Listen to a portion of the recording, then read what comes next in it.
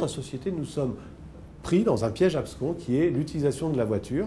Au début, c'était le plus efficace. Maintenant, c'est devenu beaucoup moins efficace, mais on continue à perpétrer ce comportement. Ça, c'est typique de ce que les comportementalistes appellent les pièges abscons.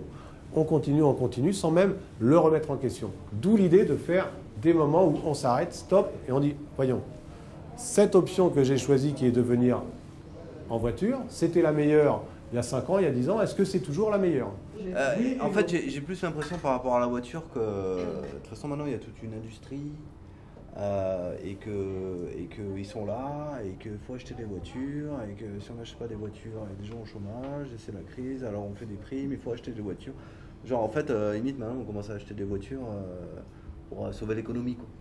Donc, il y a un lobby, il y a quand même un lobby de la voiture, politique et économique, très fort. Et on ne nous aide pas beaucoup.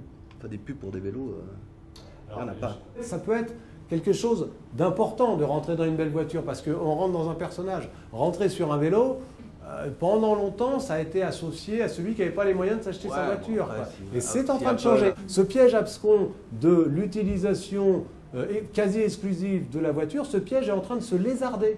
C'est-à-dire aussi bien au niveau de l'image qui est en train de changer que des comportements, que des possibilités, c'est en train de se lézarder. Et ensuite, quelles sont les contraintes et réticences? La sueur. On arrive en sueur au travail, évidemment, alors on est obligé d'aller prendre une douche. Allez, sueur. Ou de sentir bon toute la journée. La distance. Les intempéries. Les intempéries, ouais. Les intempéries. La pluie.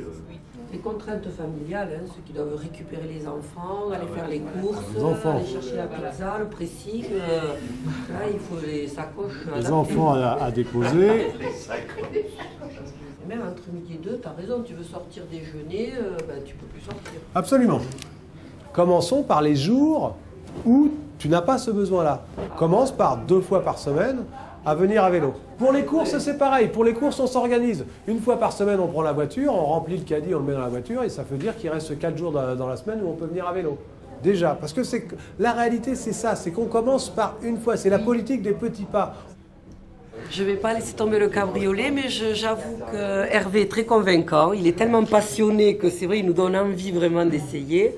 Alors bon, venir au travail en vélo, je pense que je ne franchirai pas encore le pas parce que moi j'habite à 22 ou 3 km et dans un secteur qui n'est pas très bien en fait desservi. Je ne dis pas non, c'est vrai que je ne suis pas très loin, donc je pense que là maintenant les collectivités commencent à faire des efforts, on va en faire aussi, il n'y a pas de raison. Quel est l'argument qui pourrait le plus vous convaincre?